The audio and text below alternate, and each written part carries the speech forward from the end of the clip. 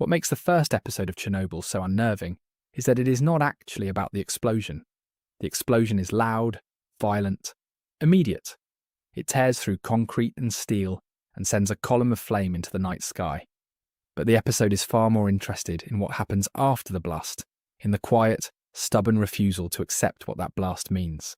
The reactor detonates within minutes, yet the true catastrophe unfolds in conference rooms, in control panels, in conversations filled with certainty. The horror is not the fire. The horror is denial.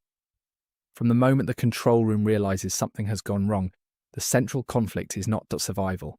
It is interpretation. Did the core explode? That is impossible.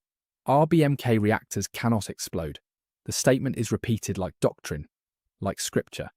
The show frames this not as ignorance in the simple sense, but as ideological rigidity. The men in that room are not fools, they are trained professionals, but their training has conditioned them to believe in the system's perfection. When reality contradicts that belief, reality must be wrong. This is where the episode becomes psychologically devastating. The audience understands immediately that the core is exposed. We see the graphite on the ground. We see the glow in the sky. We watch the radiation meters spike. Yet the characters argue semantics. They debate measurement error. They insist on protocol. The gap between what we know and what they refuse to accept becomes the primary source of tension. It is not a question of whether disaster has occurred. It is a question of how long it will take for the people in charge to admit it. And that delay is lethal. Every second spent protecting ego or position allows radiation to spread further. Firefighters are sent onto a roof without protection, because leadership insists there is no core breach. Workers are ordered to manually pump water into a reactor that no longer exists in any functional sense. The refusal to acknowledge truth becomes an active force. Denial is not passive. It produces consequences. It directs bodies into danger. It converts confusion into catastrophe. The episode presents truth as something abstract, almost philosophical. It is discussed rather than confronted. Officials sit in rooms debating whether the reactor is intact, while radioactive particles drift through open windows. The language is calm, measured, bureaucratic. Meanwhile, the threat is physical, chemical, biological. Truth exists in two forms. One is empirical, measurable, present in the air. The other is political, negotiable, filtered through hierarchy. The tragedy emerges from the dominance of the second over the first. What makes this portrayal so powerful is that no single character wakes up intending to doom a city. There is no mustache-twirling villain. Instead, there is structure. There is a culture where admitting failure carries consequences more immediate than radiation poisoning. A subordinate risks career destruction by contradicting a superior. A plant director risks prison by reporting catastrophic design flaws. Within such a system, silence becomes rational. Silence becomes survival. And yet, that same silence multiplies the disaster. The Soviet system is not depicted as cartoonishly evil. It is depicted as rigid. It is built on hierarchy, on appearances, on the projection of competence. Authority flows downward, and doubt flows nowhere. When someone suggests the core may have exploded, the response is not curiosity. It is outrage. How dare you imply that such a thing is possible? The system is structurally incapable of admitting error, because error implies weakness, and weakness threatens legitimacy. Therefore, reality must be reshaped to preserve image. Ignorance in the episode is institutional, not personal. Many of the operators genuinely do not understand the full vulnerabilities of the RBMK reactor. Design flaws are compartmentalized, information is restricted. Those at the controls are never told that the reactor can become unstable under specific conditions. They are following procedures they were trained to trust. The horror does not come from stupidity. It comes from incomplete knowledge paired with absolute confidence. That combination is explosive. Even the firefighters embody this tragic ignorance. They arrive expecting an industrial fire. They treat glowing graphite like debris. They do not know that the air itself is poisoning them. Their bravery is sincere, but it is uninformed. And that lack of information is not their failure. It is the failure of a system that withholds truth in the name of control. When knowledge is restricted, survival becomes accidental. perhaps the most chilling dynamic in the episode is the imbalance between fear of punishment and fear of death. Characters hesitate to speak up because they fear professional consequences. They fear reprimand. They fear demotion. They fear being labelled incompetent. Radiation, by contrast, is invisible. It does not shout. It does not threaten in clear language. The threat of political discipline feels immediate and tangible. The threat of contamination feels abstract. And so men choose the danger they understand over the danger they cannot see. This inversion defines the tragedy. In a rational system, survival would be paramount. Evidence would override hierarchy. Here, hierarchy overrides evidence. A reactor operator can describe seeing graphite, but if that observation contradicts doctrine, it is dismissed. The truth exists physically, scattered across the ground, glowing in the dark. But institutionally, it does not exist until authorized. That delay becomes fatal. What Episode 1 ultimately explores is the cost of certainty. The characters are certain that the reactor cannot explode, certain that Soviet engineering is superior, certain that protocol ensures safety. That certainty becomes a shield against reality. And once reality pierces, that shield, it is too late. The explosion is physics. The scale of the disaster is human behaviour. By the end of the episode, the audience understands that the worst damage has not even begun. Radiation drifts invisibly across Pripyat. Children watch the sky glow with curiosity rather than fear. Officials reassure themselves that the situation is under control. The core lies open to the atmosphere. And still, acknowledgement lags behind fact. The episode's thematic core is clear. Disasters are not only mechanical failures, they are failures of truth. When systems prioritize image over accuracy, when individuals fear consequences more than reality, when information is filtered through ego and hierarchy, catastrophe multiplies. Chernobyl begins with an explosion, but it is sustained by denial.